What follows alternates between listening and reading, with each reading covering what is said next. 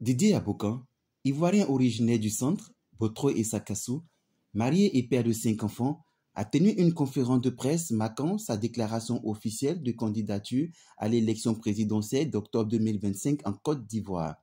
Au cours de sa déclaration, il a rendu hommage aux figures politiques majeures du pays, notamment feu le président Félix Houphouët-Boigny, feu le président Henri Konan Bédié, feu le général Robert Guèye, au président Laurent Gbagbo et au président Alassane Ouattara, soulignant les contributions importantes à la nation.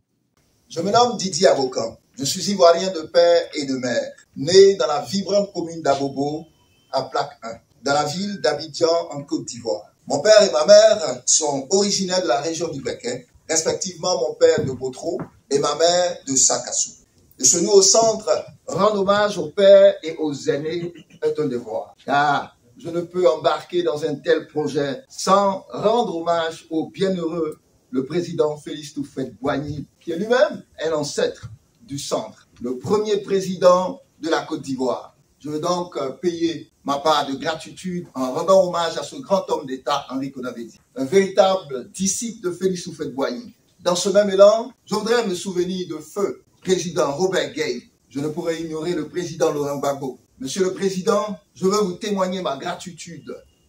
Je voudrais vous remercier pour le beau combat, ce beau combat qui nous a offert le multipartisme qui enrichit aujourd'hui la politique ivoirienne. Enfin, au président, son Excellence Alassane Dramane Ouattara. Didier Abokan propose une alternative politique portée sur une nouvelle génération compétente, intègre et patriote, issue à la fois de la diaspora et du pays.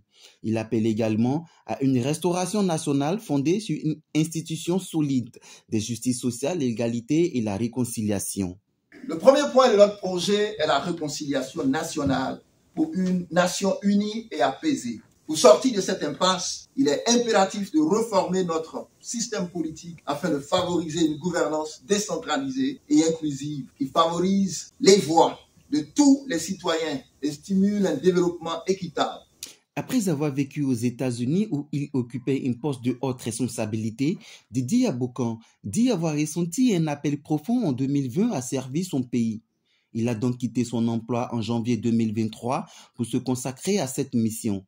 Depuis, il a sillonné la Côte d'Ivoire pour vivre et comprendre les réalités du peuple, pauvreté, difficultés d'accès à la santé, bureaucratie et autres. C'est ainsi que le 16 juillet 2024, j'annonçais ma candidature à l'élection présidentielle depuis mon lieu de résidence aux États-Unis d'Amérique. Dès lors, je m'engageais pour porter la voix de ceux qui souffrent, à lutter avec détermination pour un avenir meilleur pour chaque Ivoirien.